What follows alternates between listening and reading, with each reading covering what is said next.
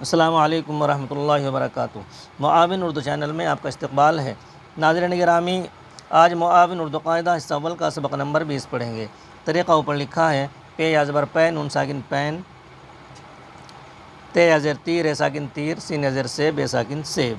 3 line ہیں اور تینوں کے ہجے اوپر آ چکے، گویا کا پورا سبق ہی پڑھا گیا، لیکن سبق پھر بھی آگے ہم شروع کرتے ہیں۔ پے کے اوپر زبر ہے، پھر جمع کا نشان ہے اور یا ساکن ہے۔ یا ساکن سے پہلے زبر ہو تو لین کا قاعدہ بنتا ہے اور لین کی آواز پئی ہونا چاہیے، لیکن اردو میں زبر، زیر پیش تینوں حرکات میں معروف اور مجہول دونوں آوازیں بولی جاتی ہے۔ تو یہاں پر ہم پے یا زبر پے پڑھیں گے، جیسا کہ ایسا کو ایسا نہیں بولتے، ایسا کہتے ہیں، اور جیسا کو جیسا نہیں بلکہ جیسا بولتے ہیں۔ تو یہاں پر بھی ہم پے یا زبر پے کی آواز کو پئی نہیں پے بولیں گے، اور نون ساکن ہے تو پین بنے گا، پین نہیں بنتا، پین بولیں گے۔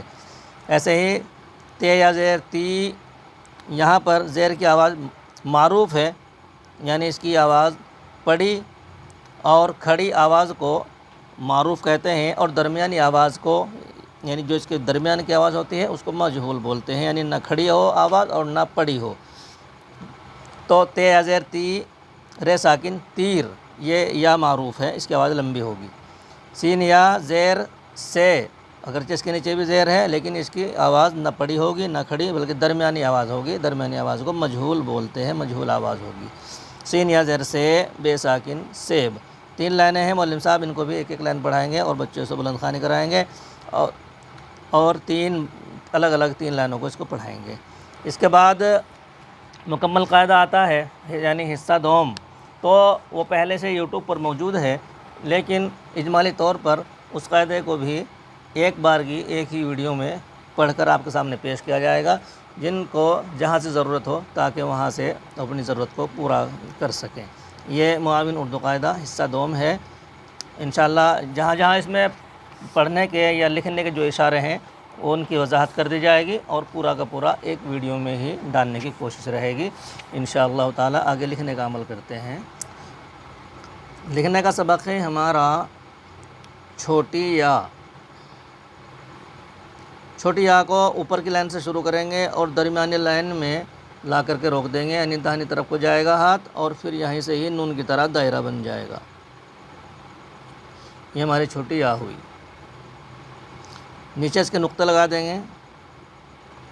یہاں چھوٹی یا کی شکل بھی موجود ہے، اور جو اس کی پہچان ہے وہ نقطے سے ہے۔ یا کے نیچے 2 نقطے ہوتے ہیں، جب اس کو ملا کر کے لکھتے ہیں تو اس کی شکل غائب ہو جاتی ہے، صرف شوسہ بچتا ہے ایک، اور نقطے باقی رہتے ہیں۔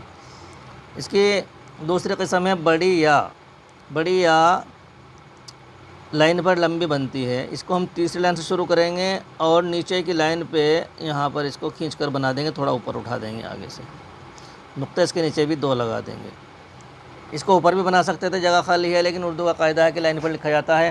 آگے پھر لکھنے میں بچے اس میں کنفیوز ہوں گے، تذبذب میں پڑھیں گے کہ وہاں پر ہم نے بیچ کی لائن پر لکھا تھا اور یہاں ہم نیچے کی لائن پہ لکھنا پڑ رہا ہے، اس لیے بچوں کو عادت ڈالنے کے لیے ہم نے یہ نیچے کی لائن پہ لکھا ہے، نقطے اس کے نیچے لگا دیے گئے ہیں۔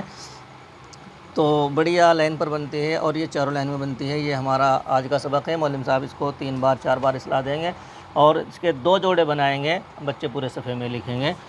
باقی چھوٹی یا کو ایک بار نیچے بنا کے دیکھ لیتے ہیں۔ اوپر کی لائن سے ہم نے شروع کیا ہے اور یہاں تک آ گیا ہے، اور ہم گولائی بنا رہے ہیں، اور اس کی شکل یہ ہوتی ہے، چاہے ہم اس کو ادھر سے بنا دیں اور چاہے ہم اس کو ادھر سے بنا دیں، دونوں طرف سے اس کو بنا سکتے ہیں۔ ہم نقطے یہاں دے دیں گے یا نقطے یہاں دے دیں گے، یہ چھوٹی یا ہمارے دونوں طرف سے بن جاتی ہے۔ ایسے ہی بڑی یا ایک بار اور بنا دیتے ہیں آپ کے سامنے۔ یہ ہمارا سبق الحمدللہ پورا ہو چکا ہے، قاعدہ بھی پورا ہو چکا ہے۔ آئندہ انشاءاللہ معلم صاحب اس کی مفردات کی پوری تختی کو اب ایک ایک لائن لکھوائیں گے، پھر اس کو مکمل تختی لکھوائیں گے، اور مکمل تختی میں معلم صاحب خیال رکھیں گے کہ پہلی لائن ہماری الف سے شروع ہو رہی ہے، الف سے لکھوائیں گے، اور دوسری لائن ہماری جیم سے شروع ہو رہی ہے، جیم سے شروع کرائیں گے، اور تیسری لائن میں ہماری رے سے شروع ہے، اور چوتھی لائن ہماری طوا سے ہے، اور 5ویں لائن گاف سے شروع ہے، اور چھٹی لائن لام الف سے شروع ہے۔ یہاں پر مقصد یہ ہے کہ ایک لائن میں جتنے حروف ہیں وہ ایک ہی لائن میں بچہ لکھے، تاکہ 6 لائن میں ہماری یہ تختی مکمل ہو جائے اور لکھی ہوئی خوبصورت لگے۔ برابر میں گنتی لکھی ہے، معلم صاحب توجہ فرمائیں گے کہ بچے ان گنتیوں کو روزانہ لکھیں۔ کچھ ہی دنوں میں دیکھیں گے کہ بچے گنتی صحیح لکھنے لگے، اور پھر اوپر آپ نقل کے برابر میں تاریخ اور مہینہ لکھنے کے لیے بولیں گے تو بچے بہت آرام سے یہاں پر تاریخ کا اندراج کرنے لگتے ہیں۔ انشاءاللہ آئندہ ویڈیو میں آپ دیکھیں گے کہ بچے بہت اچھا لکھنے لگے ہیں، اور اردو کے جو لکھنے کا خوف رہتا ہے بچوں کے دلوں سے وہ نکل جاتا ہے، بچے خوشی خوشی اپنی نقل کرنے لگتے ہیں۔ آج اتنا ہی، انشاءاللہ آئندہ ویڈیو میں ملتے ہیں۔ جزاک اللہ۔